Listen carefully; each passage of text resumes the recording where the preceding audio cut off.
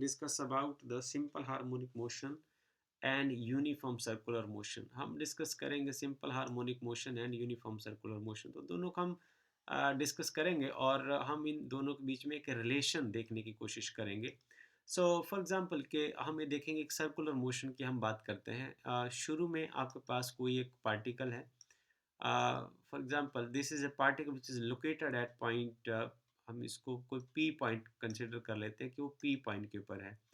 और P point के ऊपर यदि है ये, तो उसके बाद ये मूव करता है एक सर्कल में with some angular velocity omega in anti clockwise direction. So after some time t it will reach to this point. वो कुछ यहाँ पहुँच जाता है. अब यदि हम बात करें इसका, हम प्रोजेक्शन ड्रॉ करते हैं. वो कभी यहाँ आता है, कभी यहाँ पहुँचता है, कभी वो यहाँ पहुँच जाता है. फिर हम उसका मैथमेटिक्स लिखेंगे और फिर रिलेशन चेक करने की कोशिश करेंगे. ये देखिए, ये उसकी जो इस सर्कल में जो सर्कुलर मोशन वो एक टाइम पीरियड के लिए जो सर्कल में मूव करता है और वापस पी पॉइंट पर आ जाता है. तो ये उसकी कुछ लोकेशंस होंगी डिफरेंट टाइम इंटरवल में. इसको हम डिस्कस करते हैं. यदि हम इसका प्रोजेक्शन एक्स एक्सिस के ऊपर देखते हैं तो इसका प्रोजेक्शन कैसा होना चाहिए. देखिए, ये जो पॉइंट है हमारे पास, फर्स्ट पॉइंट, इसको हम मार्क कर देते हैं. जो हमने मार्क किए इज फर्स्ट पॉइंट. ये सेकंड लोकेशन है, ये थर्ड लोकेशन है, फोर्थ है, fifth location, sixth, seventh, eighth, ninth, tenth, eleventh और ट्वेल्थ. अब हम इसके डिस्प्लेसमेंट को हम देखेंगे कि पार्टिकल का जो प्रोजेक्शन है उसको सबसे पहले हम ड्रॉ करते हैं, फिर हमें देखते हैं सब कुछ कैसा होगा. ये देखिए, इसका जो प्रोजेक्शन है वो यहाँ आया. जब पार्टिकल यहाँ पहुँचेगा तो इसका जो प्रोजेक्शन है वो यहाँ आया. जब पार्टिकल यहाँ पहुँच गया थर्ड पोजीशन के ऊपर, तो इसका जो प्रोजेक्शन है वो बिल्कुल यहाँ आ गया. हमने देखा कि जब ये फर्स्ट क्वाड्रेंट में है, पार्टिकल जो है वो पी से पॉइंट क्यू तक जाता है. It will go up two point Q. तो इसका जो प्रोजेक्शन है वो पी से ओ की ओर जाता है. ज़रा ध्यान से देखिए आप, पार्टिकल का जब सर्कल में कहाँ से कहाँ जा रहा है, पी से लेके क्यू तक जा रहा है. पर तो उसका जो प्रोजेक्शन है वो एक्स एक्सिस के ऊपर कैसे ट्रेवल कर रहा है, पी से लेके ओ की ओर ट्रेवल कर रहा है. हम इसके सेकंड क्वाड्रेंट में चलते हैं. अब जब पार्टिकल यहाँ फोर्थ लोकेशन पर आता है तो उसका जो प्रोजेक्शन है वो यहाँ होगा. जब फिफ्थ लोकेशन के ऊपर आएगा तो उसका जो प्रोजेक्शन है वो कुछ यहाँ होगा, राइट. जब सिक्स लोकेशन पर आएगा तो उसका प्रोजेक्शन अपने आप में नेगेटिव एक्स एक्सिस में माइनस ए के ऊपर हो जाएगा. अब जरा देखिए, हमने देखा क्या, हमने ये देखा कि जैसे पार्टिकल जो है वो क्यू से लेके आर तक आता है, क्यू से लेके आर के बीच में ट्रेवल करता है एंटी क्लॉकवाइज डायरेक्शन में, तो इसका जो प्रोजेक्शन है वो ओ से लेके आर तक आता है. पार्टिकल अपना आधा सर्कल यहाँ पूरा कर लेता है और सिंपल हार्मोनिक मोशन में वो आधा टाइम पीरियड उसका यहाँ हो जाता है. आगे चलें. अब सेवन्थ पॉइंट को ज़रा ध्यान से देखें. यहाँ से यदि हम इसका प्रोजेक्शन एक्स एक्सिस के ऊपर ड्रॉ करें तो वो यहाँ आएगा. एट्थ लोकेशन से यदि हम इसका प्रोजेक्शन ड्रॉ करें तो वो यहाँ आएगा. और नाइन्थ लोकेशन से इसका प्रोजेक्शन यदि हम ड्रॉ करें तो वापस ओ के ऊपर आ जाएगा. हम आप देख रहे हैं कि जब पार्टिकल थर्ड क्वाड्रेंट में एंटर कर जाता है, मतलब वो आर से लेके एस तक आता है, when it comes from R to S in anti-clockwise direction, तो इसका जो प्रोजेक्शन है वो वापस, जरा हम कलर चेंज कर देते हैं, वो R से वापस O की ओर चलने लगता है. गौर से देखिए, हम फोर्थ क्वाड्रेंट की अब बात करते हैं. जब वो फोर्थ क्वाड्रेंट में एंटर कर जाता है तो उसकी लोकेशन एक जगह जैसे टेंथ लोकेशन पर आ जाता है. टेंथ लोकेशन पर आने के बाद क्या होगा, इसका जो प्रोजेक्शन है वो यहाँ गिरेगा, जो परपेंडिकुलर होगा एक्स एक्सिस के ऊपर. 11th पोजीशन से ये प्रोजेक्शन यहाँ गिरेगा, 12th पोजीशन से वो यहाँ आ जाएगा और वापस वो पी पर पहुँच जाएगा तो प्रोजेक्शन यहीं का यहीं रह जाएगा. हमने क्या देखा, जब पार्टिकल एस से लेके पी तक ट्रेवल करता है तो उसका जो प्रोजेक्शन है वो ओ से लेके पी की ओर ट्रेवल करता है. जरा गौर से देखें, हमने इसमें ये देखा कि सर्कुलर मोशन का जो प्रोजेक्शन होता है वो सिंपल हार्मोनिक मोशन को फॉलो करता है. तो हम ये कह सकते हैं the simple harmonic motion is the projection of the uniform circular motion. और इसका यदि हम यहाँ इसका मैथमेटिक्स लिखें तो इसका मैथमेटिक्स कुछ इस तरीके से लिखा जा सकता है। हम लिखें जब position of the projection is equal to a cos of omega t plus five, और यदि हमारा पार्टिकल शुरू में एक एक्सट्रीम पोजीशन पर है पहले ही, तो हम फाई जीरो लिख सकते हैं। तो हम इसको ऐसे लिखेंगे x the function of t, this is the position of the projection. इसको मैं लिख सकता हूँ a cos omega t. So this equation number 1 represent कि पार्टिकल सर्कल में घूम रहा है और उसके प्रोजेक्शन को हम x एक्सिस के ऊपर देख रहे हैं। पर सवाल यह है कि क्या ये प्रोजेक्शन x एक्सिस पर ही हो सकता है? This could be possible on the by axis also. तो ये बाई एक्सिस पर भी हो सकता है, उसको हम समझने की कोशिश करते हैं। ये रहा आपका सबसे पहला पॉइंट P, और यहाँ से यदि आप इसका प्रोजेक्शन बाई एक्सिस पर लेते हैं, ये रही इसकी बाई एक्सिस, तो बाई एक्सिस पर इसका प्रोजेक्शन जो शुरू में 0 पर आएगा, और फिर जब ये अपनी फर्स्ट लोकेशन की जिसकी हमने वहाँ ऊपर के फिगर में बात की है, ये रही आपकी फिगर नंबर 1, और ये रही आपकी फिगर नंबर 2। तो जरा यहाँ देखें, जब वो फर्स्ट क्वाड्रेंट में मूव करेगा, ये फर्स्ट क्वाड्रेंट रहा, ये सेकंड क्वाड्रेंट रहा, ये थर्ड क्वाड्रेंट रहा, और ये फोर्थ क्वाड्रेंट रहा। अब हम फर्स्ट लोकेशन से इसका जो प्रोजेक्शन वो बाई एक्सिस में खींचें तो किस तरीके से जाएगा, जरा देखिए। यहाँ से आप परपेंडिकुलर ड्रॉ कर दीजिए, तो ये O से इस पॉइंट की ओर चलेगा। अब आपके पास जो दूसरा पॉइंट है, यहाँ से इसका प्रोजेक्शन बाई एक्सिस पर यहाँ आ जाएगा। हमने देखा कि जब पार्टिकल जो है वो P से लेके S तक मूव करता है, when the particle move from P to S along a circle in anti-clockwise direction with certain angular velocity omega, तो उसका जो प्रोजेक्शन है वो बाई एक्सिस में O से लेके S की ओर मूव करता है। now the projection is moving from O to S। आगे चलें, आगे हम देखते हैं कि हमारा जो थर्ड लोकेशन है वो तो यहीं आ जाएगी। फोर्थ लोकेशन से हम यहाँ से कहीं से प्रोजेक्शन यहाँ ड्रॉ करेंगे, और यहाँ से प्रोजेक्शन हम यहाँ ड्रॉ करेंगे। तो जब हम हमारा जो पार्टिकल है वो चलता है S से लेके R तक, इस डायरेक्शन में, एंटी क्लॉकवाइज डायरेक्शन में, तो उसका जो प्रोजेक्शन है वो वापस S से वापस O की ओर आता है, राइट। तो जब पार्टिकल P से लेके R तक अपना आधा सर्कुलर ट्रैक पूरा कर लेता है, तो यहाँ आधा टाइम पीरियड हो जाता है, O to S and S to back O। फिर आप आगे चलें, जब पार्टिकल थर्ड क्वाड्रेंट में एंटर करता है, फॉर एग्जांपल यहाँ है, तो इसका प्रोजेक्शन हम 90 डिग्री यहाँ से गिराएंगे बाई एक्सिस के ऊपर। यहाँ जब पहुँचेगा तो फिर बाई एक्सिस के ऊपर गिराएंगे। तो आप क्या देखेंगे, थर्ड क्वाड्रेंट में जब पार्टिकल जो है वो R से लेके ये था P, और ये था हमारे पास Q, ये R, और ये आएगा S।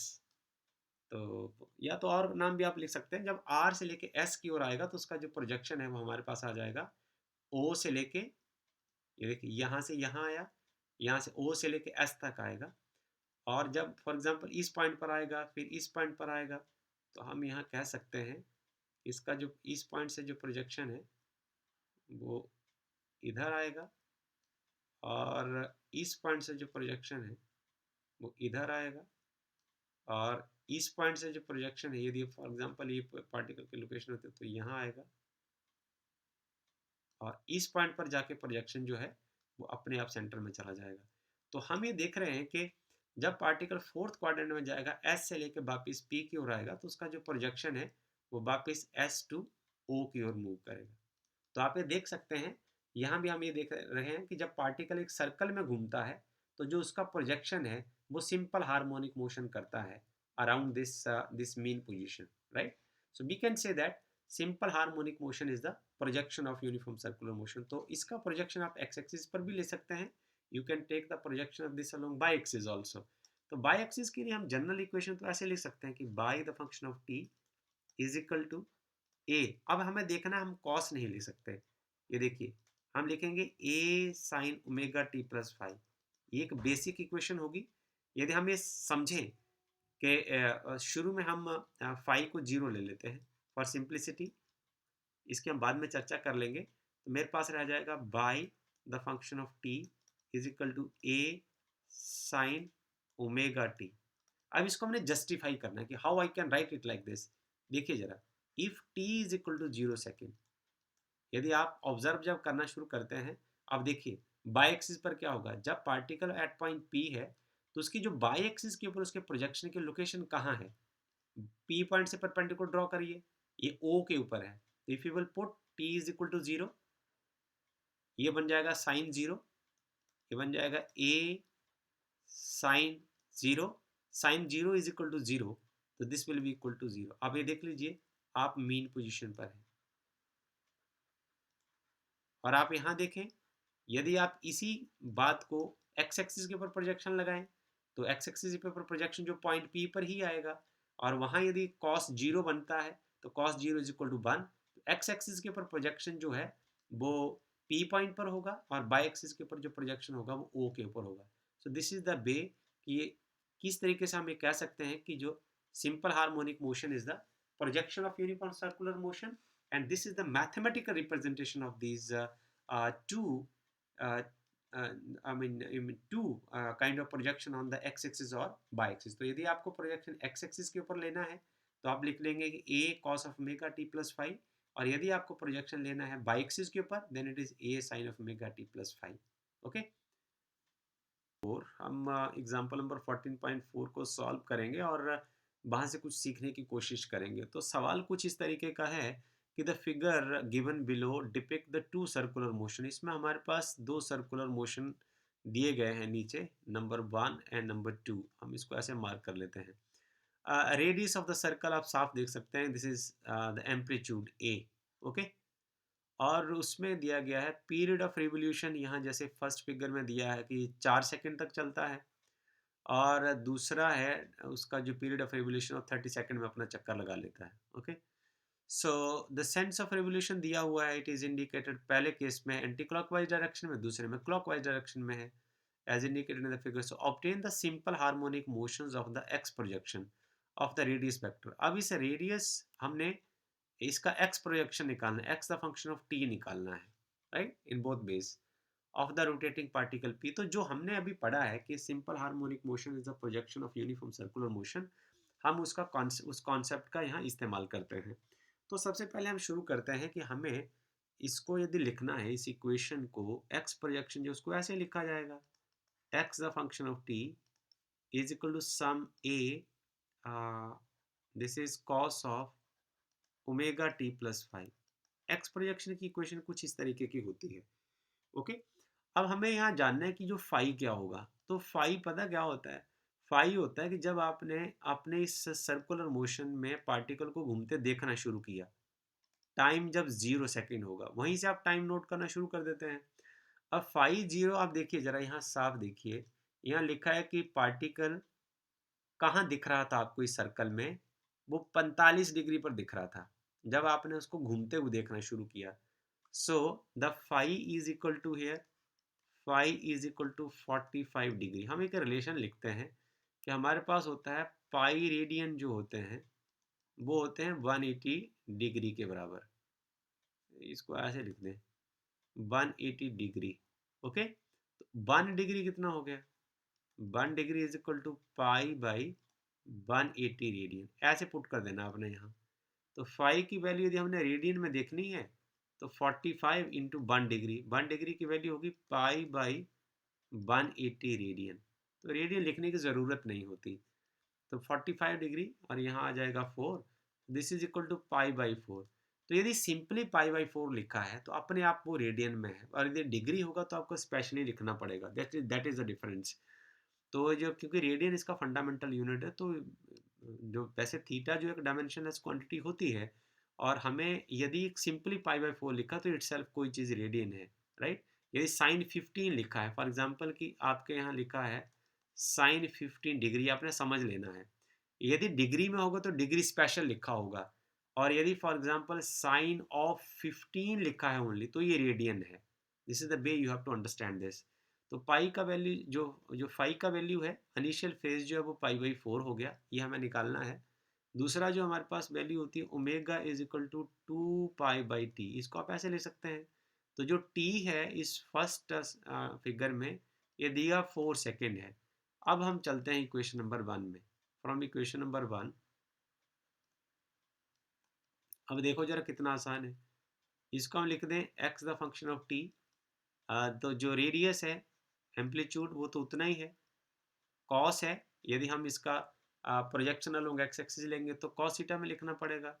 तो ये आएगा पहले 2 पाई/t इंटू टी प्लस फाइव, ऐसे लिखेंगे ना। तो हम यहाँ लिख देते हैं जी, ये आ गया ए और ये आ गया कॉस, और ये आपके पास आ गया टी 2 पाई, और टाइम की जगह आप 4 लिख दीजिए। टी कोई इंस्टेंटेनियस टाइम है पूरे सर्कल में, कहाँ वो कहाँ है किस जगह, प्लस 5 की जगह पाई/4। This is the way you can write this equation of the projection of the circular motion along x-axis, right? इसमें हमने लिखना है इसका जो सिंपल हार्मोनिक मोशन का जो x प्रोजेक्शन लिखना है, तो उसको, यदि वो x प्रोजेक्शन है तो उसको ऐसे ही लिखा जाएगा, x the function of t, it is equal to the amplitude, that is b over here, and this is cos omega t plus five. So हम स्टेप बाय इसके बारे में सोचते हैं कि पहले इनिशियल फेज कितना है, जिसको हम फेज एंगल कहेंगे। तो फेज एंगल में है when t is equal to zero. आप डायग्राम को ध्यान से देखें, when t is equal to 0 second, when t is equal to 0 second the particle is located on the Y axis, इस पॉइंट पर है। तो हम ये कहेंगे कि हमारे पास जो फाई है, we have phi is equal to 90 degree and which is equal to पाई/2 रेडियन। ओके, ये पाई/2 रेडियन होगा। तो ये बात हमारी क्लियर हो गई। अब उसके बाद जो है, तो पार्टिकल आपका कुछ डिस्टेंस ट्रेवल करता है, कोई टी टाइम के लिए वो इतना एंगल बनाता है, आगे वो चलता जाएगा क्लॉकवाइज डायरेक्शन में, तो it will cover this much angle, right. इसका जो एंगुलर डिस्प्लेसमेंट है वो इतना हो जाएगा। So it will cover this much angle omega t. So इसका जो एंगल विद एक्स एक्सिस क्या रह जाएगा, दिस एंगल इज पाई/2 minus omega t, right. So यहाँ मैं इसको ऐसे लिख सकता हूँ कि जो x the function of t is equal to b, now this cos, अब एंगल इसके बाद क्या रह जाएगा, दिस इज इक्वल टू पाई/2 minus omega t. So omega is 2 पाई/t इंटू टी, ये आपको सामने दिख रहा है। और यूजिंग, हम यहाँ यूज करते हैं कॉन्सेप्ट, हमारे पास होगा कि कॉस जो है वो 90 डिग्री माइनस थीटा जो होता है ना, वो साइन थीटा हो जाता है। तो हम यहाँ लिख देते हैं कि x the function of t is equal to b, अब now it will become sine theta. So यहाँ हम लिखते हैं b sine theta is now 2 पाई/t, दिस इज 2 पाई/t into t, it will remain like that. So here हमारे पास जो सवाल में दिया हुआ है कि जो टाइम पीरियड है इसका वो 30 सेकेंड है, 30 सेकेंड में वो अपना एक गोला पूरा करता है। तो हम इसको ऐसे लिख दें, x the function of t b sine, this is equal to 2 पाई/30 सेकेंड इंटू टी आ जाएगा, तो it will become 15। So this is b sine पाई/15 into t, right. So from here on, यदि हमें इसको अब जनरल इक्वेशन में लिखना है, the projection along x axis, तो इसको हम ऐसे लिख सकते हैं कि x the function of t is equal to b, cos की फॉर्म में लिखना हो तो हम इसको लिख देंगे omega t by 15 t minus पाई/2। तो इसको ऐसे लिखा जा सकता है। अब आप इस इक्वेशन को कंपेयर कर दें with equation number 1, by comparing equation 1 and 2, by comparing equation number 1 and equation number 2, we have,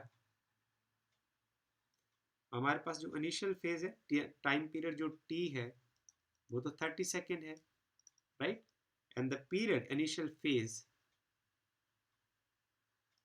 phase, और मैं कहूँ कि फेज एंगल जो है, this is equal to minus पाई/2, राइट।